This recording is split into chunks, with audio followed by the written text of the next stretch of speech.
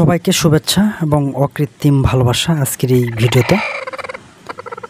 আজকে আমি আপনাদেরকে দেশি মুরগির বোর্ডিংয়ে কী মেডিসিন ব্যবহার করলে দেশি মুরগির বাচ্চা একটিও মারা যাবে না, বরঞ্চ দেশি মুরগির বাচ্চাগুলো সুস্থ সবল এবং ভালো থাকবে। অনেকেই জানতে চেয়েছেন যে দেশি মুরগির বোর্ডিং আসলেই করা ঠিক হবে কিনা বা করা যাবে কিনা, যদি করা হয় তা সেক্ষেত্রে কী ধরনের ব্যবস্থা নিতে হয় বা কি করতে হয়, কি ওষুধ দিতে হয়, এই বিষয়গুলো অনেকে জানতে চান। তো আজকের এই ভিডিওটা তাদের জন্য যাদের বাসায় 5টা 10টা 20টা বা 50টা দেশি মুরগি আছে এবং শখের বসে সেই মুরগিগুলো পালন করেন। অনেকেই কিন্তু ইনকিউবেটর মেশিন দিয়ে বাচ্চা ফুটিয়ে নিয়ে আসেন, আবার অনেকেই আবার মা মুরগি যেগুলো আছে সেগুলো কুচো বসিয়ে বাচ্চাগুলো ফুটানোর ব্যবস্থা করেন। তো যেহেতু দেশি মুরগির বাচ্চা দুইভাবে আমরা পাই, একটা হচ্ছে ইনকিউবেটর মেশিনের মাধ্যমে আর একটা হচ্ছে মা মুরগি থেকে। তো বাচ্চা তোলার পরে আমরা অনেকেই বুঝতে পারি না বা জানতে পারি না যে আসলে এটা কিভাবে এদেরকে সুস্থ সবল এবং স্বাভাবিক রাখা যায়, এদের চলাফেরা চালচলন সব কিছুই ঠিক থাকবে, খাওয়া দাওয়া এগুলো কোনো সমস্যা হবে না। এটা কিন্তু সবাই আশা করে এবং স্বপ্ন দেখে, এবং এটা হচ্ছে অনেকটা শখের কাজ। যদি বাচ্চাগুলো মারা যায় কোনো কারণে, তাহলে মনের মধ্যে আলাদা একটা কষ্ট আমরা অনুভব করি। তো সেই জায়গা থেকে চিন্তা করে আজকের এই ভিডিওটা আপনাদের জন্য বানিয়েছি, এবং আপনাদের যাতে করে এই ভিডিওটা দেখে আপনারা কাজে লাগতে পারে সেই বিষয়গুলো আজকে আমি আলোচনা করব। তো যেহেতু দেশি মুরগির কাজ আমরা করি, তো আমাদের মাঠ পর্যায়ে অনেক প্রান্তিক এবং ক্ষুদ্র মাঝারি আপারা ভাইরা শখের বসে দেশি মুরগি করে থাকে, কিন্তু অনেক সময় খারাপ লাগে যে সে বাচ্চাগুলো অনেকে টিকাতে পারেন না। তো এই ভিডিওটা যেহেতু খুব একটা কার্যকর ভিডিও হতে যাচ্ছে, তো আশা করি শেষ পর্যন্ত আপনাদেরকে পাশে পাবো এবং আপনারা ধৈর্য সহকারে দেখতে থাকুন। শুরুতে আপনাদেরকে একটু জানিয়ে রাখি যে আমার মুরগির বাচ্চাগুলো কিন্তু অনেক সুস্থ সবল এবং স্বাভাবিকভাবেই ভালো থাকে। মূলত হচ্ছে কয়েকটা কারণে। প্রথমত হচ্ছে এই যে মুরগিগুলোর বাচ্চাগুলো আপনারা দেখতে পাচ্ছেন, আমি এই মুরগির বাচ্চাগুলোকে ফুটিয়েছি মা মুরগি থেকে। 2টা মুরগি থেকে আমি এখানে 20টা বাচ্চা আছে মুরগির ছানা, এবং 10 মোটামুটি 12-24টা ডিম আমি এখানে দিয়েছিলাম। তার মধ্যে 10টা করে বের হয়েছে 2টা মুরগি থেকে 20টা। তো মা মুরগি থেকে যেহেতু আমি বের করেছি, সো এখানে মা মুরগিকে আমি কাছে রাখবো 1 মাস পর্যন্ত, যেখানে মা মুরগি এবং বাচ্চা থাকবে। একটা টপার সিস্টেম পদ্ধতিতে আমি সবসময় মুরগির বাচ্চাগুলোকে বোর্ডিং করানোর কথা বলে থাকি, সেই টপাতে আমি রেখেছি। এবং এই বোর্ডিংয়ে আমি যেহেতু মা মুরগি সহ আছে, এখন গরমকাল, সেহেতু এখানে আমি বাতি খুব একটা দেই না। তবে হ্যাঁ, যখন প্রয়োজন হয় যে আবহাওয়াজনিত তাপমাত্রা কম বেশি হওয়ার ফলে অনেক সময় মা মুরগি এবং বাচ্চাতে কিন্তু সমস্যা হতে পারে। আর সবচেয়ে বেশি সমস্যার মধ্যে পড়ে এরকম মুরগির ছানাগুলোতে, কারণ এই সময় মুরগির ছানাগুলোতে আপনার তাপমাত্রা নিয়ন্ত্রণকারী যে অঙ্গগুলো আছে সেগুলো কিন্তু সঠিকভাবে বিকশিত হয় না, পরিপূর্ণ কিন্তু বিকশিত না হওয়ার কারণে তারা কিন্তু তাপমাত্রা কন্ট্রোল করতে পারে না। সেহেতু একটা আলাদা যত্ন আপনাকে নিতে হবে।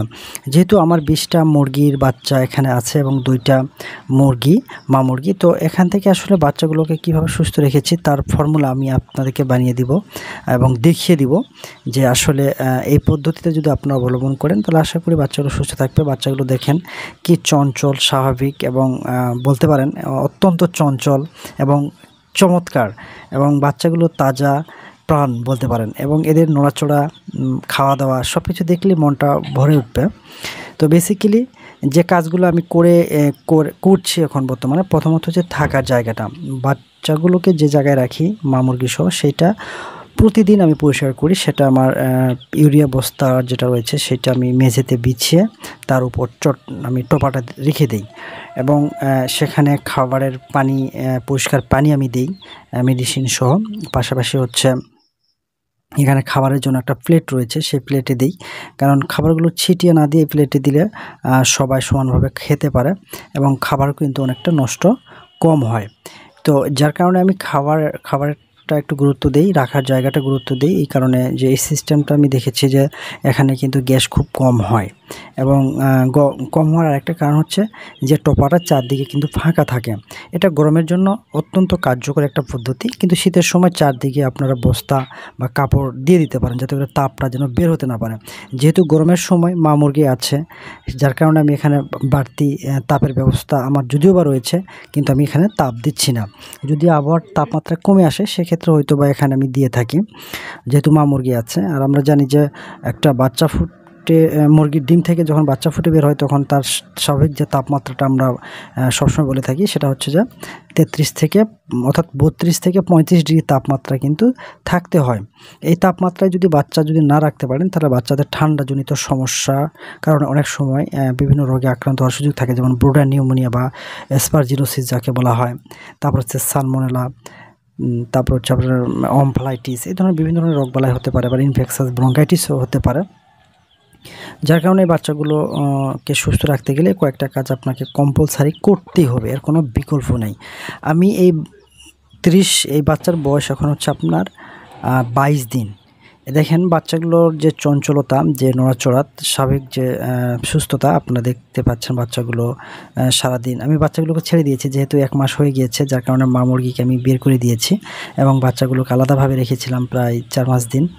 এখন যেহেতু বাচ্চার বয়স 22 দিন থেকে এখন পর্যন্ত মা মুরগিকে মাঝে মাঝে ছেড়ে দিই, আবার ভিতরে আসতে দিই। এভাবে আস্তে আস্তে করে আমি মা মুরগিকে তাদের কাছ থেকে দূরে রেখেছি, অর্থাৎ 3 সপ্তাহ পর থেকে মা মুরগিকে আস্তে আস্তে দূরে রাখি। দেখা গেছে দিনের একটা সময়ে আমি তাদেরকে রাখছি বা রাত্রে রাখছি, দিনের সময় কিন্তু আমি মা মুরগিকে বের করে দিই। এভাবে করতে করতে মোটামুটি বাচ্চার বয়স এখন প্রায় 30-32 দিনের মতন। তো সব কিছু মিলেই বাচ্চাগুলো ভালো আছে। আর এই ভালো রাখার মেইন কারণ হলো এখানে মেডিসিনটা বড় একটা ফ্যাক্ট হিসেবে কাজ করছে।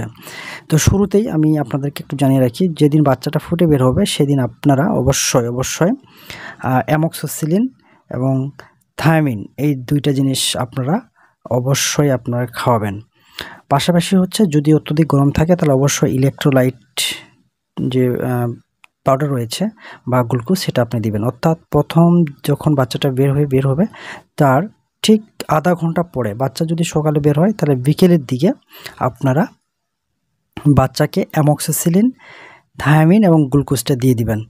এই 3টা জিনিস চলতে থাকবে। 2 দিন গ্লুকোজ চলবে, 3 দিন হচ্ছে অ্যামক্সিসিলিন আর 7 দিন হচ্ছে থায়ামিন। আবার আপনাদেরকে একটু বলি, যখন বাচ্চাটা বের হবে তার আধা ঘন্টা পরে আপনারা হচ্ছে অ্যামক্সিসিলিন, থায়ামিন এবং হচ্ছে গ্লুকোজ বা ইলেকট্রোলাইট দিয়ে দিবেন।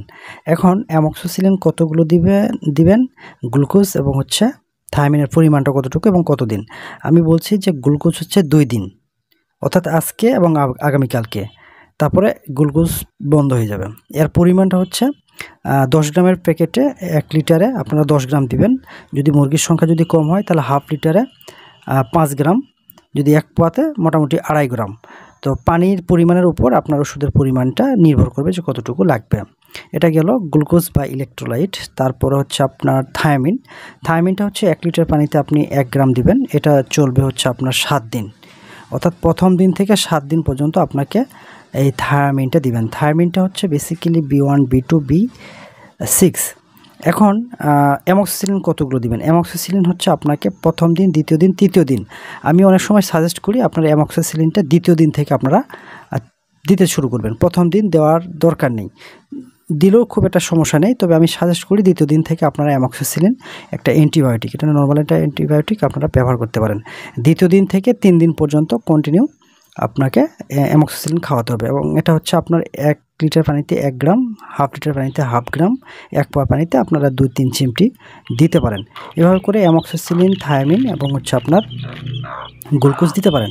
এখন 3টার কাজ বেসিক্যালি কি অনেকেই জানতে চান, অনেকেই আগ্রহ থাকে যে ভাই আসলে কেন এগুলো দিব। আমি আর এই কথাটা বলার আগে আমি আর একটু দুঃখ প্রকাশ করছি এবং আমার কষ্ট লাগে যে ব্রিডিংয়ের সময় আমরা সব সময় হায়ার অ্যান্টিবায়োটিক বা উচ্চ ক্ষমতা সম্পন্ন আমরা অ্যান্টিবায়োটিক ব্যবহার করে থাকি, যেটা সম্পূর্ণ বৈজ্ঞানিক ভিত্তিতে ভুল। হ্যাঁ, অনেকেই কিন্তু আপনারা বলতে পারেন যে লেয়ার খামার বা কমার্শিয়াল যেগুলো ফার্মি মুরগি আছে, সোনালী বা ব্রয়লার মুরগিতে কিন্তু উচ্চ ক্ষমতা সম্পন্ন আপনার অ্যান্টিবায়োটিক ব্যবহার করা হয়। এটা আসলে আমিও সাজেস্ট করি না। এই যে একজন ভেটেরিনারি ডাক্তার হিসাবে আমি সবসময় সিম্পল একটা অ্যান্টিবায়োটিক দিয়েই ব্রিডিংটা শুরু করতে চাই। কারণ অনেক সময় মা মুরগি থেকে বা ডিম থেকে অনেক সময় রোগ জীবাণু চলে আসে বাচ্চাতে। তখন দেখা গেছে সে বাচ্চাটা বিভিন্ন রোগ জীবাণুর ভেক্টর হিসেবে কাজ করে বা ব্যাকটেরিয়াল লোড তার মধ্যে থাকে। এই লোডটাকে কমানোর জন্যই কিন্তু মূলত হচ্ছে অ্যান্টিবায়োটিকের ডোজ কিন্তু আমরা করাতে বলি। এটাকে প্রিভেন্টিভ ডোজ হিসেবে আমরা কাউন্ট করি। তো সেক্ষেত্রে আপনারা নর্মাল অ্যান্টিবায়োটিক দিয়ে শুরু করবেন। যেহেতু বাচ্চাটা সুস্থ সবল আপনার কাছে মনে হচ্ছে, তাহলে নর্মাল অ্যান্টিবায়োটিক দ্বিতীয় দিন থেকে শুরু করতে পারেন। বাচ্চার কন্ডিশন বলতে বাচ্চার নড়াচড়া, চালচলন, খাওয়া দাওয়া সব কিছু বলে দিবে যে আসলে বাচ্চাগুলো কেমন আছে। যদি বাচ্চাগুলো সুস্থ থাকে, সুস্থ সবল থাকে, ভালো থাকে, তাহলে এটা হায়ার অ্যান্টিবায়োটিকের তো দরকার হচ্ছে না। আপনি নর্মাল অ্যান্টিবায়োটিক দ্বিতীয় দিন থেকে আপনি দিতে পারেন 3 দিন। আর যদি বাচ্চাগুলো অস্বাভাবিক মনে হয়, অসুস্থ মনে হয়, তাহলে প্রথম দিন থেকে আপনারা অ্যান্টিবায়োটিক খাওয়াতে পারেন। তো এক্ষেত্রে ফ্লুমিকুইন গ্রুপের অনেকেই দিয়ে বোর্ডিং করান, সেফালোস্পোরিন, তারপর হচ্ছে ক্লোরামফেনিকল দিয়ে অনেকে ব্রিডিং করান, বা কোলেস্টিন সালফেট দিয়ে। এরকম বড় বড় হায়ার অ্যান্টিবায়োটিক দেওয়ার কোনো প্রয়োজন নেই। আমি একটা তথ্য আপনাদেরকে শেয়ার করব, সেটি হচ্ছে যে এই ধরনের বড় বড় অ্যান্টিবায়োটিকগুলো যখন আপনারা ব্যবহার করবেন, পরবর্তী সময়ে সিঙ্গেল নর্মাল অ্যান্টিবায়োটিক কিন্তু কাজ করবে না। এটা কিন্তু খুবই ব্যাড বা খারাপ একটা অভ্যাস বা একটা প্র্যাকটিস। আমাদের ছোট ছোট যারা খামারি আছি, আমরা বড় বড় খামারিরা কি করছে তাদেরকে দেখে দেখে এই ধরনের অভ্যাস আয়ত্ত করাটা খুবই একটা খারাপ একটা অভ্যাস বা প্র্যাকটিস। এই ধরনের প্র্যাকটিস আপনাদেরকে না করার জন্য অনুরোধ জানাচ্ছি। আপনারা নর্মাল অ্যান্টিবায়োটিক দিয়ে ব্রিডিং করবেন যদি প্রয়োজন হয় সেক্ষেত্রে। তো মোটামুটি এই ছিল মেডিসিনের বিষয়টা। 7 দিন পরে আপনারা আরেকটা ওষুধ দিতে পারেন, সেটা হচ্ছে কিডনি টনিক। বাজারে বিভিন্ন ট্রেড নেমে কিডনি টনিক পাওয়া যায় 100 ml।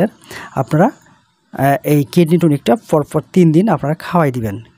যেহেতু আপনার থায়ামিন চলবে 7 দিন, অ্যান্টিবায়োটিক 3 দিন, গ্লুকোজ 2 দিন, এবং 7 দিন পরে আপনারা কিডনি টনিকের একটা ওষুধ খাওয়াতে পারেন, এবং এটা খাওয়ালে মোটামুটি বাচ্চাগুলো খুব সুস্থ থাকে। এখন এই 4টা ওষুধের মেইন ফাংশন কি, এটা আপনাদেরকে একটু জানাবো। সেটা হচ্ছে যে গ্লুকোজ আমি কেন ব্যবহার করব। গ্লুকোজ হচ্ছে আপনার মনোস্যাকারাইড, এবং এটা হচ্ছে সহজেই শরীরে শ্বসন হয় এবং একটা আলাদা একটা স্ট্যামিনা তৈরি করে, অর্থাৎ বডিতে কিন্তু এক্সট্রা একটা এনার্জি নিয়ে আসে। এই এনার্জির ফলে বাচ্চাগুলো নড়াচড়া ঠিক থাকে, খাবার রুচিটা কিন্তু ঠিক থাকে, এবং বাচ্চাতে যে স্ট্রেসটা পড়ে তাপমাত্রাজনিত কারণে, সেটা কিন্তু ওই বাচ্চাটা প্রভাব ফেলতে দেয় না এই ধরনের গ্লুকোজগুলো। থায়ামিনটা আমি কেন খাবো? থায়ামিন B1, B2, B6, যেটা বি কমপ্লেক্স যাকে আমি বলছি বা আমরা বলি, এই বি কমপ্লেক্স কিন্তু মুরগিতে অনেক সময় প্যারালাইসিস হয়, ঘাড় বা পা বেঁকে যায়, অর্থাৎ পুষ্টিহীনতার জনিত কোনো সমস্যা হলে এই ধরনের সমস্যাগুলো দেখা দেয়। তো বি কমপ্লেক্স যেগুলো উপাদানগুলো রয়েছে সেগুলো কিন্তু আপনার স্নায়ু প্যারালাইসিস অনেক সময় হয়, স্নায়ু প্রবলেম হলে বা সমস্যা হলে। তো এগুলো যাতে না হয়, সব ঠিকঠাক থাকে যেন, সেটার কারণে কিন্তু থায়ামিনটা বা বি কমপ্লেক্স দেওয়া হয়। পাশাপাশি বি কমপ্লেক্স কিন্তু রুচি বাড়ায় এবং তার একটা বাচ্চার কিন্তু আলাদা একটা ব্রাইটনেস কিন্তু নিয়ে আসে। আর অ্যামক্সিসিলিন তো অ্যান্টিবায়োটিক, যেটা ব্যাকটেরিয়ার বিরুদ্ধে কাজ করে। তো মোটামুটি এই তিনটা ওষুধের 3 রকমের ফাংশন এখানে রয়েছে। এখন কিডনি টনিক আপনি কেন ব্যবহার করবেন, এটা স্বাভাবিক একটা প্রশ্ন।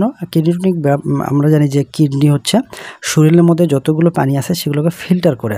এখন শরীরের মধ্যে যদি কোনো ধরনের টক্সিন বা বিষ থাকে বা ফ্রি রেডিক্যালসগুলো যদি থাকে, সেগুলোকে ডিটক্সিফাই করে বা ফ্রি রেডিক্যালগুলোকে বের করে দেয়। তো অনেক সময় কিডনিতে কোনো কারণে সমস্যা হলে বা ইনফেকশন হলে বা কোনো ধরনের দুর্বলতা থাকলে এগুলোকে কিন্তু সঠিকভাবে পরিশুদ্ধ করতে পারে না, সঠিকভাবে কাজ করতে পারে না। অর্থাৎ মেডিসিন যখন খাওয়ানো হয় বা থেরাপিউটিক্স যখন থেরাপি দেওয়া হয় বা কোনো খাওয়ানো হয় ওষুধ মেডিসিন, বিশেষ করে অ্যান্টিবায়োটিকগুলো, তখন কিন্তু বডিতে কিন্তু অ্যাবজর্ব না হলে বা শ্বসন না হলে তখন সেগুলো তার শরীরে কাজে লাগছে না। তো এই ওষুধগুলো যেন ঠিকঠাক মতো শরীরের কাজে লাগতে পারে, পাশাপাশি অন্যান্য ওষুধগুলো যেন শরীরে ঠিকঠাক মতন পৌঁছায় এবং শ্বসন হয় এবং শরীরে কাজে লাগতে পারে, এই জন্য কিডনি টনিকটা আপনারা দিয়ে দিতে পারেন। তাহলে দেখবেন যে আপনার মুরগির বাচ্চাগুলো যেমন কিডনি একটা একদিক থেকে সুস্থ থাকবে, অন্যদিক থেকে কিন্তু অন্যান্য যে পুষ্টি উপাদানগুলো আছে সেগুলো কিন্তু শরীরে শ্বসনে সুবিধা হয়। তো মোটামুটি এই চারটা ওষুধ যদি আপনারা বোর্ডিংয়ের সময় দিতে পারেন, আশা করি আপনার বাচ্চাগুলোতে একটুও কোনো সমস্যা হওয়ার কথা নয়। তো মোটামুটি ছিল এই ধরনের মেডিসিনগুলো। আর আরেকটা বিষয় হলো যে খাবারগুলো অবশ্যই আমি আপনাদেরকে সাজেস্ট করে থাকি বিভিন্ন ট্রেনিংগুলোতে 0 থেকে 1 মাস পর্যন্ত অবশ্যই আপনারা 0 ফিড খাওয়াবেন, যাকে বলা হয় ব্রয়লার স্টার্টার বা সোনালী স্টার্টার। এই ফিডটা কন্টিনিউ 1 মাস খাওয়াবেন। 7 দিন পর থেকে, বয়স 7 দিনের পর থেকে আপনারা অন্যান্য যে খাবারগুলো আছে সেই খাবারগুলো আপনারা সাপ্লাই দিতে পারেন। সেটা অবশ্যই খুদ হতে পারে বা ছোটো ছোটো দানা ভুট্টা হতে পারে। এগুলোকে ভিজিয়ে একটু লবণ দিয়ে আদা, হলুদ, কালো জিরা এগুলো দিয়ে বেটে আপনারা কিন্তু মুরগিকে খাবার হিসেবে দিতে পারেন। এগুলো কিন্তু অনেকটা এনজাইমেটিক রয়েছে, কোনোটা আবার অ্যান্টিঅক্সিডেন্ট হিসেবে কাজ করে, কোনোটা আবার হজমে সহায়তা করে, শ্বসনে সহায়তা করে। বডিটাকে ফিট রাখতে যে সকল উপাদানগুলো আমরা বলে থাকি সেগুলো কিন্তু মোটামুটি আদা, হলুদ, রসুন বা কালো জিরাতে পাওয়া যায়। তো এই ছিল মোটামুটি আজকের এই ভিডিওতে এইটুকুই তথ্য, যেগুলো আপনাদেরকে আশা করি অনেক কাজে দিবে। আর এতক্ষণ যারা পাশে ছিলেন আপনাদেরকে আবারও ধন্যবাদ এবং অকৃত্রিম ভালোবাসা জানিয়ে আজকে আপনাদের কাছ থেকে বিদায় নিচ্ছি।